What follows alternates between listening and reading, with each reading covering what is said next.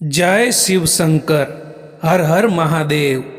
શ્રાવણ માસનો આ 10મો દિવસ માત્ર કેલેન્ડરની એક તારીખ નથી।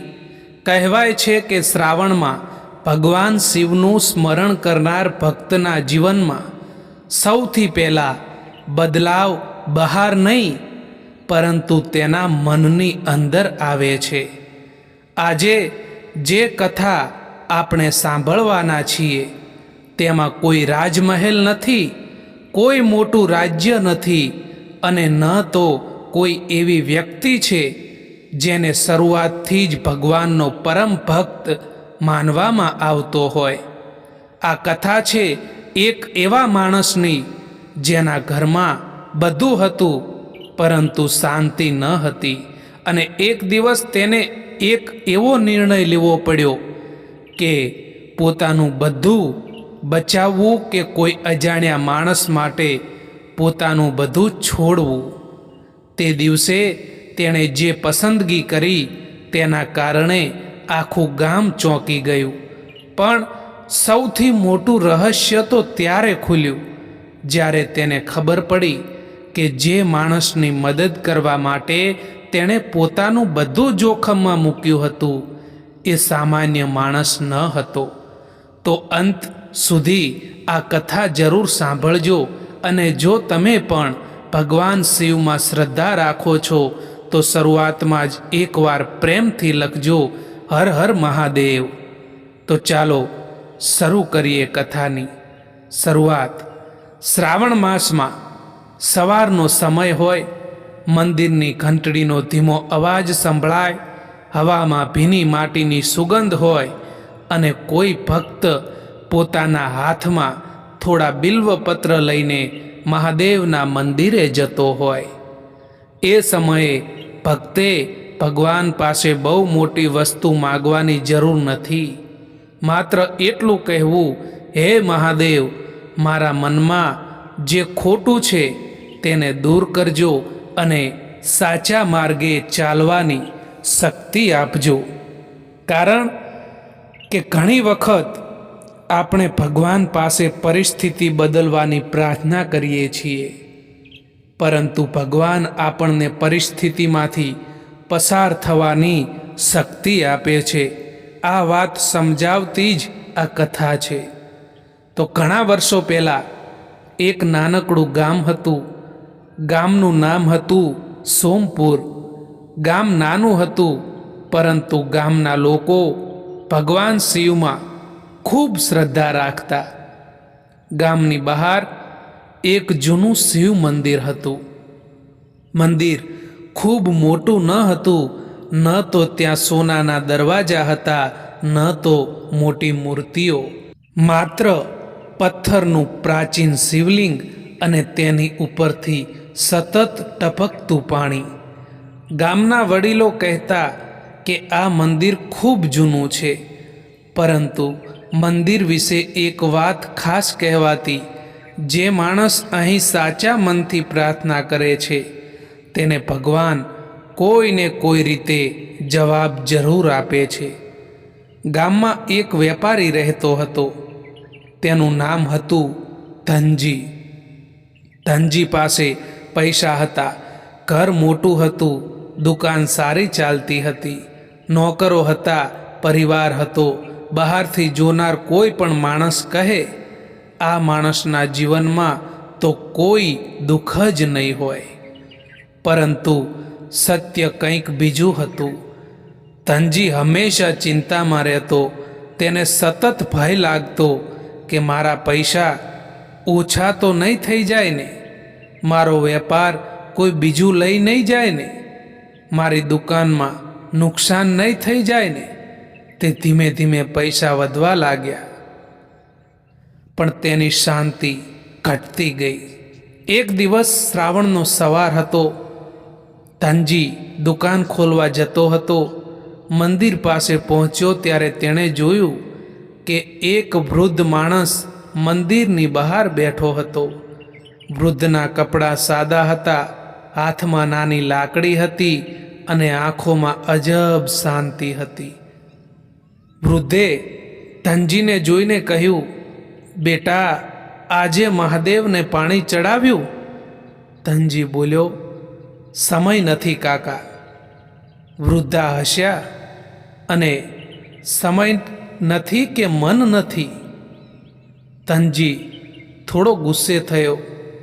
મારા માટે વેપાર જ પૂજા છે. વૃદ્ધે કોઈ જવાબ આપ્યો નહીં, માત્ર એટલું કહ્યું, એક દિવસ સમજાશે કે માણસ આખી જિંદગી જે વસ્તુ ભેગી કરે છે અંતે એમાંથી કશું જ સાથે લઈ જઈ શકતો નથી. ધનજી ત્યાંથી ચાલ્યો ગયો, પરંતુ વૃદ્ધની વાત તેના મનમાં રહી ગઈ. થોડા દિવસ પછી ભારે વરસાદ પડ્યો. ગામની નદીમાં પૂર આવ્યું. ઘણા ઘરોમાં પાણી ભરાઈ ગયું. લોકો પોતાના સામાનને બચાવવા દોડવા લાગ્યા. ધનજીની દુકાન પણ નદીની નજીક હતી. તે દોડતો દુકાન પર પહોંચ્યો. દુકાનમાં અનાજ, કપડાં અને ઘણો કિંમતી માલ હતો. એના મનમાં એક જ વિચાર હતો, મારો માલ બચી જાય. તે નોકરોને બોલાવીને સામાન ઊંચી જગ્યાએ મૂકવા લાગ્યો. ત્યારે એક નાનો છોકરો દોડતો આવ્યો. છોકરો બૂમ પાડી રહ્યો હતો, કાકા, મારી માં પાણીમાં ફસાઈ ગઈ છે. ધનજીએ પૂછ્યું, ક્યાં? છોકરાએ નદી તરફ આંગળી કરી, અમારું ઘર ડૂબી રહ્યું છે. ધનજી એક ક્ષણ માટે અટકી ગયો. એક બાજુ તેની આખી દુકાન, બીજી બાજુ એક અજાણ્યા પરિવારનું જીવન. તેના નોકરે કહ્યું, સાહેબ, પહેલા માલ બચાવી લઈએ, માણસો તો ગામવાળા ભેગા થઈને બચાવી લેશે. ધનજીના મનમાં પણ એ જ વિચાર આવ્યો, પરંતુ અચાનક તેને પેલા વૃદ્ધની વાત યાદ આવી.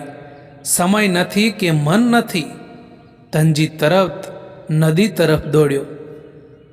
પાણી ખૂબ ઝડપથી વધી રહ્યું હતું, પણ તે ધનજી પોતે મુશ્કેલીથી આગળ વધી રહ્યો હતો.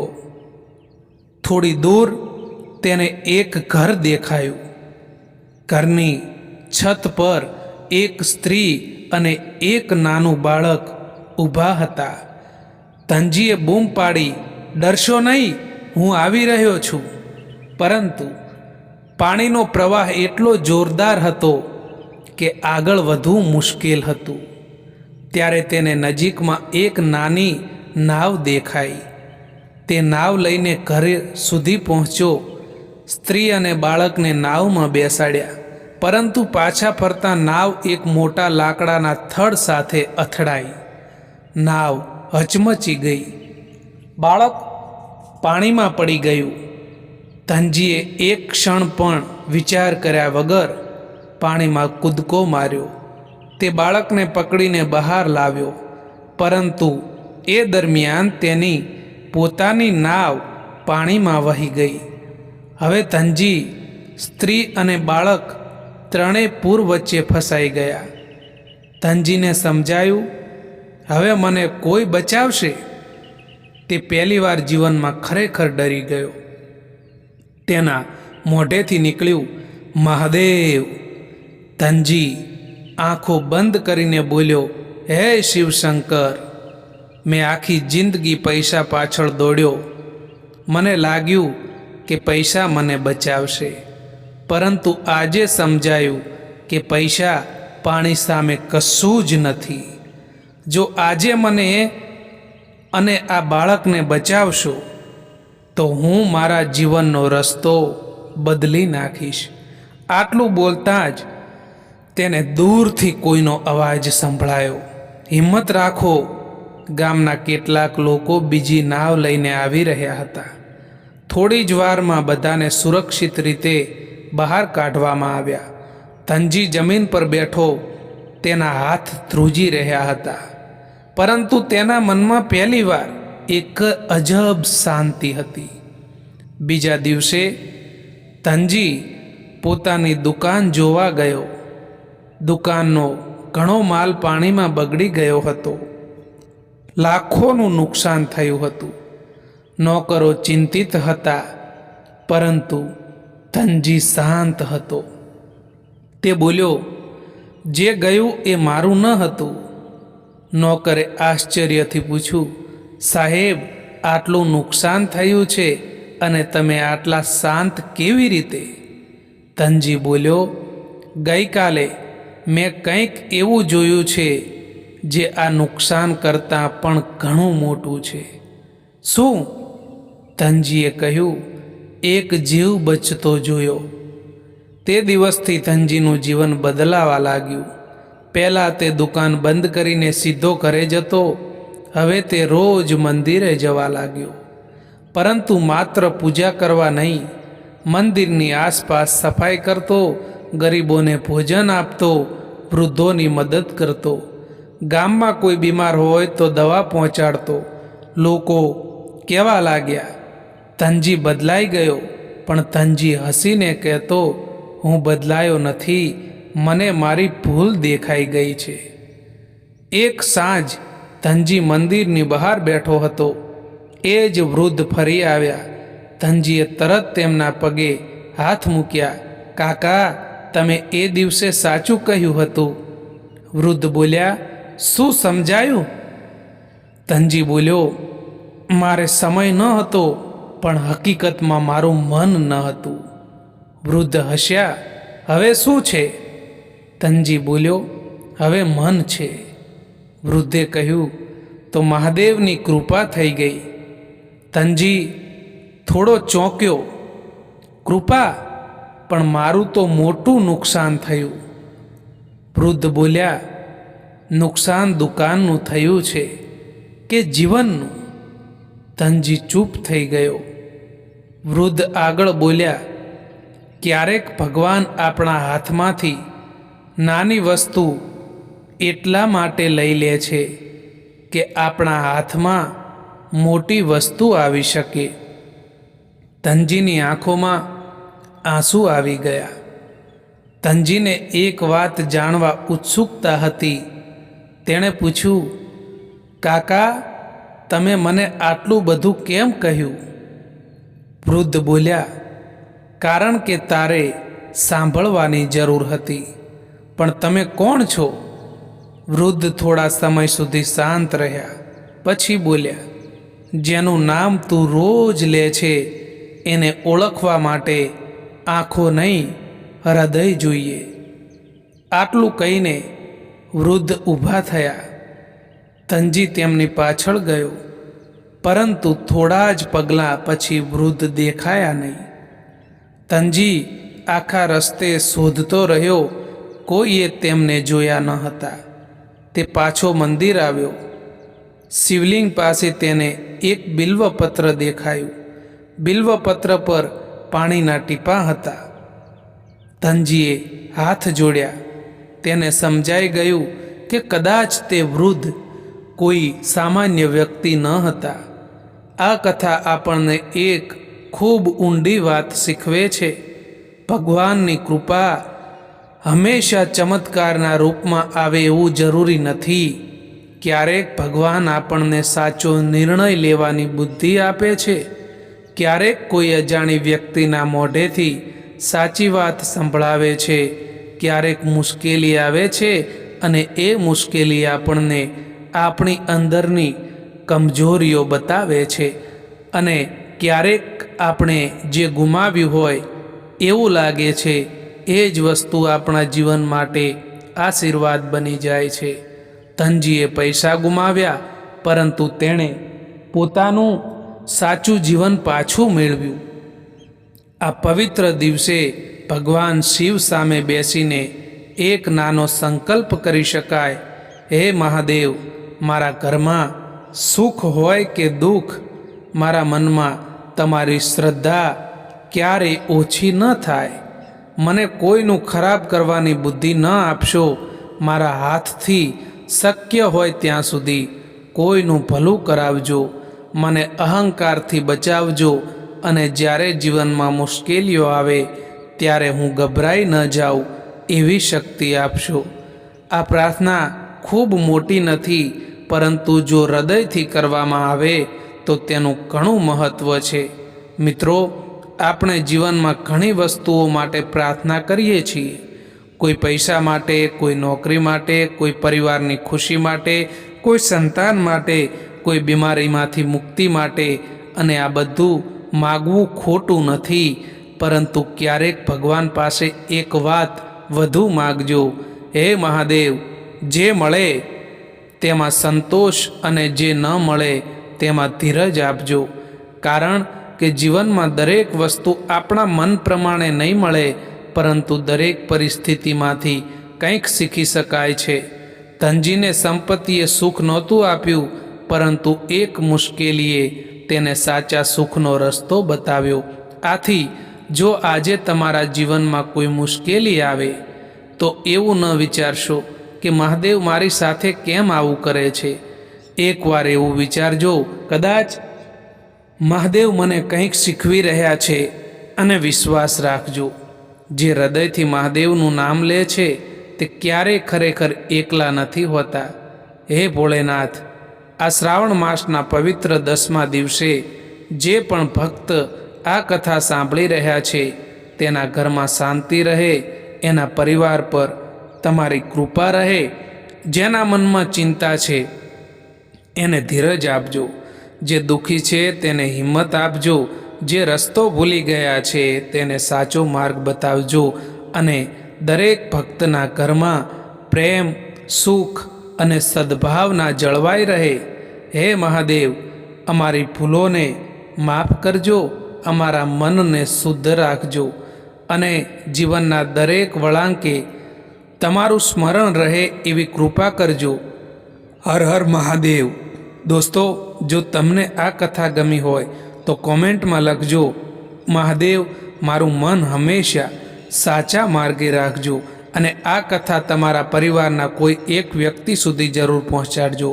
કદાચ તમારા એક શેરથી કોઈના મનમાં ફરી આશા જાગી જાય. હર હર મહાદેવ. અને દોસ્તો, હવે આપણે મહાદેવની એક બીજી પવિત્ર કથા સાંભળીએ. હર હર મહાદેવ. શ્રાવણ માસનો 10મો દિવસ. એક એવું રાજ્ય હતું જ્યાં રાજાના મહેલમાં સોનાની કોઈ કમી ન હતી. હજારો સૈનિકો હતા, મોટો ખજાનો હતો, સેંકડો સેવકો હતા. પરંતુ એ રાજ્યનો રાજા એક વાતથી ખૂબ ડરતો હતો: મારા મૃત્યુ પછી મારું રાજ્ય કોના હાથમાં જશે? એક દિવસ રાજાને મહેલની જૂની દિવાલમાંથી એક પત્ર મળ્યો. પત્ર માત્ર 4 જ વાક્યનો હતો, પરંતુ એ 4 વાક્ય વાંચ્યા પછી રાજાએ તરત જ પોતાના 3 સૌથી વિશ્વાસુ માણસોને મહેલમાંથી કાઢી મૂક્યા. અને પત્રની છેલ્લી લીટી હતી: શ્રાવણના 10મા દિવસે જે માણસ પર સૌથી વધારે વિશ્વાસ હશે એ જ તારો સૌથી મોટો ભેદ દુનિયા સામે ખોલશે. આ પત્ર કોણે લખ્યો હતો? રાજાને કોણ દગો આપવાનું હતું? અને મહાદેવ સાથે આ પત્રનો શું સંબંધ હતો? ચાલો આજે શ્રાવણ માસના 10મા દિવસની આ અનોખી કથા શરૂ કરીએ. અને જો તમે મહાદેવમાં શ્રદ્ધા રાખતા હો તો શરૂઆતમાં જ લખજો, ઓમ નમઃ શિવાય. ઘણા વર્ષો પહેલાં એક વિશાળ રાજ્ય હતું. નામ હતું સુવર્ણગઢ. રાજા હતો વીરધ્વજ. રાજા બહાદુર હતો. યુદ્ધમાં કોઈ તેને હરાવી શકતું ન હતું. પરંતુ રાજાની એક કમજોરી હતી: તેને દરેક વાત પોતાના નિયંત્રણમાં રાખવાની ટેવ હતી. રાજ્યમાં શું થઈ રહ્યું છે, કોણ કોને મળે છે, કોણ શું બોલે છે, કોણ રાજાની પ્રશંસા કરે છે, એ બધું રાજા જાણવા માગતો. તેના 3 ખાસ વિશ્વાસુ માણસો હતા: મહામંત્રી સોમદેવ, સેનાપતિ રણજીત અને રાજપુરોહિત દેવવ્રત. રાજા ત્રણેય પર આંખ બંધ કરીને વિશ્વાસ કરતો. શ્રાવણ માસ શરૂ થયો. રાજમહેલમાં રોજ શિવ પૂજા થતી. રાજા પણ સવારમાં મહાદેવના મંદિરે જતો. પરંતુ રાજાની પૂજામાં એક વસ્તુ ઓછી હતી: વિશ્વાસ. તે મહાદેવ પાસે પણ કહેતો, મારું રાજ્ય સુરક્ષિત રાખજો, મારો ખજાનો વધારજો, મારા શત્રુઓને હરાવજો. પરંતુ ક્યારે એવું નહોતો કહેતો કે મારી ભૂલ બતાવજો. શ્રાવણનો 9મો દિવસ હતો. મહેલના એક જૂના ભાગની મરામત ચાલી રહી હતી. મજૂરે દિવાલમાંથી એક નાની ધાતુની પેટી કાઢી. પેટી પર શિવલિંગનું નિશાન હતું. પેટી રાજા પાસે લઈ જવાઈ. રાજાએ તેને ખોલી. અંદર માત્ર એક પત્ર હતો. પત્ર ખૂબ જૂનો હતો. રાજાએ વાંચવાનું શરૂ કર્યું. તેમાં લખ્યું હતું, રાજા વીરધ્વજ, તને જે રાજ્ય મળ્યું છે તે તારી મિલકત નથી. તને તે થોડા સમય માટે સાચવવા આપવામાં આવ્યું છે, અને જ્યારે શ્રાવણનો 10મો દિવસ આવશે ત્યારે તારે નક્કી કરવાનું રહેશે કે તું રાજા બનવા માંગે છે કે માત્ર સત્તાનો માલિક. રાજા અટકી ગયો. પત્રની છેલ્લી લીટી હતી, જેના પર તું સૌથી વધારે વિશ્વાસ કરે છે એ જ તને તારી સાચી ઓળખ બતાવશે. રાજાનો ચહેરો બદલાઈ ગયો. રાજાએ વિચાર્યું, મારા 3 વિશ્વાસુ માણસોમાંથી કોણ દગો કરશે? તેને સોમદેવ પર શંકા ગઈ, પછી રણજીત પર, પછી દેવવ્રત પર. તે રાત્રે રાજા ઊંઘી શક્યો નહીં. જે માણસો પર વર્ષોથી વિશ્વાસ હતો એ જ લોકો હવે શંકાસ્પદ લાગવા લાગ્યા. રાજાએ પોતાના ગુપ્તચરોને આદેશ આપ્યો, મારા 3 માણસો પર નજર રાખો. બીજા દિવસે ખબર આવી, સોમદેવ દરબાર પછી એક અજાણ્યા માણસને મળ્યો હતો.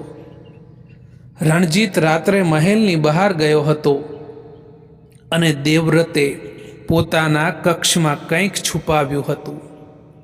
રાજાના શંકાનો ભય વધી ગયો.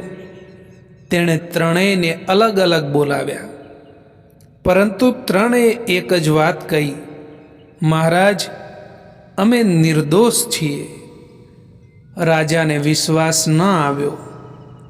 શ્રાવણનો 10મો દિવસ આવવાનો હતો.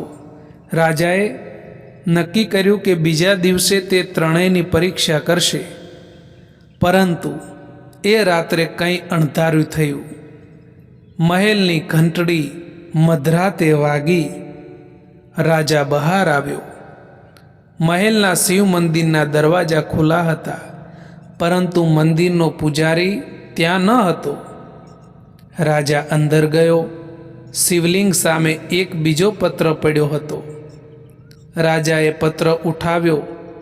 તેમાં માત્ર એક વાક્ય હતું, જેને દગાખોર સમજે છે પહેલાં તેની વાત સાંભળજે. રાજા વધુ ગૂંચવાઈ ગયો. સવાર થઈ રાજાએ આખો દરબાર બોલાવ્યો. 3 વિશ્વાસુ માણસો હાજર હતા. રાજાએ સિંહાસન પરથી કહ્યું, આજે હું તમારામાંથી એક માણસને દગાખોર જાહેર કરીશ. દરબારમાં સન્નાટો છવાઈ ગયો. રાજાએ સોમદેવ તરફ જોયું. તમે ગઈકાલે અજાણ્યા માણસને કેમ મળ્યા? સોમદેવ બોલ્યો, મહારાજ, એ માણસ તમારા શત્રુ રાજ્યનો દૂત ન હતો તો કોણ હતો? સોમદેવ બોલ્યો, તમારા પિતાના જૂના મિત્રનો પુત્ર. રાજા ચોંકી ગયો. હવે રાજાએ રણજીતને પૂછ્યું, તમે રાત્રે મહેલની બહાર કેમ ગયા હતા? રણજીતે માથું ઝુકાવ્યું. મહારાજ, મેં રાજ્યના સીમાડા પર સૈનિકોની તપાસ કરવા જવાનું નક્કી કર્યું હતું. રાજા ગુસ્સે થયો. મને જાણ કર્યા વગર? રણજીત બોલ્યો, કારણ કે મને મહેલમાં કોઈ તમારી સામે ષડયંત્ર કરી રહ્યું હોવાની શંકા હતી. દરબારમાં ફરી સન્નાટો. હવે દેવવ્રતની વારી હતી. રાજાએ પૂછ્યું, તમે તમારા કક્ષમાં શું છુપાવ્યું હતું? દેવવ્રતે એક નાની કાપડની ગાંઠ બહાર કાઢી. તેમાં એક જૂની માળા હતી અને એક નાનો પથ્થર. પથ્થર પર શિવલિંગનું ચિહ્ન હતું. દેવવ્રત બોલ્યા, આ તમારા પિતાએ મને આપ્યું હતું? રાજા આશ્ચર્યમાં પડી ગયો. મારા પિતાએ? હા મહારાજ. દેવવ્રતે કહ્યું, તમારા પિતાએ મૃત્યુ પહેલાં મને કહ્યું હતું કે આ વસ્તુ તમને ત્યારે જ આપવી જ્યારે તમને રાજગાદી કરતાં સત્ય વધારે મહત્વનું લાગે. રાજાની આંખો ભીની થઈ ગઈ. અને તમે મને પહેલાં કેમ ન આપી? દેવવ્રત બોલ્યા, કારણ કે તમે તૈયાર ન હતા. રાજા ચૂપ થઈ ગયો. રાજાએ ફરી પત્ર તરફ જોયું, પણ પત્રમાં લખ્યું હતું કે મારા સૌથી વિશ્વાસુ માણસમાંથી કોઈ મારી સામે સત્ય ખોલશે. દેવવ્રત હળવું સ્મિત કરીને બોલ્યા, મહારાજ, પત્રમાં દગો લખ્યો જ ન હતો. રાજા ચોંક્યો. તો શું લખ્યું હતું? દેવવ્રતે પત્ર હાથમાં લીધો. લખ્યું હતું, જેના પર તું સૌથી વધારે વિશ્વાસ કરે છે એ જ તને તારી સાચી ઓળખ બતાવશે. તેનો અર્થ દગો ન હતો. તેનો અર્થ હતો તારા વિશ્વાસુ લોકો તને તારી ભૂલો બતાવશે. રાજા ધીમે ધીમે ઊભો થયો. દેવવ્રતે કહ્યું, મહારાજ, તમારા પિતાએ એક વખત મહાદેવના મંદિરમાં પ્રાર્થના કરી હતી. તેમણે કહ્યું હતું, મારા પુત્રને એવું રાજ્ય આપજો જ્યાં લોકો રાજાથી ડરે નહીં, પરંતુ તેના ન્યાય પર વિશ્વાસ કરે. તમારા પિતાને ખબર હતી કે સત્તા માણસને ધીમે ધીમે અહંકારી બનાવી શકે છે. આથી તેમણે આ પત્ર છુપાવ્યો હતો. રાજાની આંખોમાં આંસુ નીકળી ગયા. રાજા સિંહાસન પરથી નીચે ઉતર્યો. તે સોમદેવ પાસે ગયો. મારી ભૂલ બતાવવા બદલ મને માફ કરજો. પછી રણજીત પાસે ગયો. મારા માટે જોખમ લીધું છતાં મેં તારા પર શંકા કરી. પછી દેવવ્રતના પગે હાથ મૂક્યા. દરબારમાં બધા આશ્ચર્યથી જોઈ રહ્યા હતા. રાજાએ કહ્યું, આજે મને સમજાયું કે રાજા એ નથી જેની વાત બધાએ માનવી પડે. સાચો રાજા એ જ છે જે સાચી વાત સાંભળવાની હિંમત રાખે. રાજા સીધો શિવ મંદિરે ગયો. તેના હાથમાં કોઈ સોનું નહોતું, કોઈ મોટો ચડાવો નહોતો, માત્ર પાણીનો એક લોટો હતો. તેણે શિવલિંગ પર જળ ચડાવ્યું અને કહ્યું, મહાદેવ, મને સત્તા નહીં, સત્યની રક્ષા કરવાની શક્તિ આપજો. મને પ્રશંસા નહીં, મારી ભૂલ બતાવનારા લોકો આપજો. અને જ્યારે હું ખોટો હોઉં ત્યારે મારી સામે ઊભા રહેવાની હિંમત મારા પોતાના માણસોમાં રાખજો. આ પ્રાર્થના કર્યા પછી રાજાએ પોતાની આંખો બંધ કરી અને પહેલીવાર તેને લાગ્યું, રાજ્યનું રક્ષણ તલવારથી નહીં, ન્યાયથી થાય છે. કહેવામાં આવે છે કે એ દિવસ પછી સુવર્ણગઢમાં ઘણો બદલાવ આવ્યો. રાજાએ દર અઠવાડિયે એક દિવસ એવો રાખ્યો જેમાં સામાન્ય પ્રજા સીધી રાજાને પોતાની ફરિયાદ કહી શકતી. રાજાના દરબારમાં હવે માત્ર પ્રશંસા કરનારા લોકો નહોતા, સાચી વાત કહેનારા લોકોનું પણ સન્માન થવા લાગ્યું. અને શિવ મંદિરની બહાર એક પથ્થર મૂકવામાં આવ્યો. તેના ઉપર લખ્યું હતું, જે તમને તમારી ભૂલ બતાવે છે તે હંમેશા તમારો શત્રુ નથી. મિત્રો, આપણા જીવનમાં પણ આવું જ કંઈક થાય છે.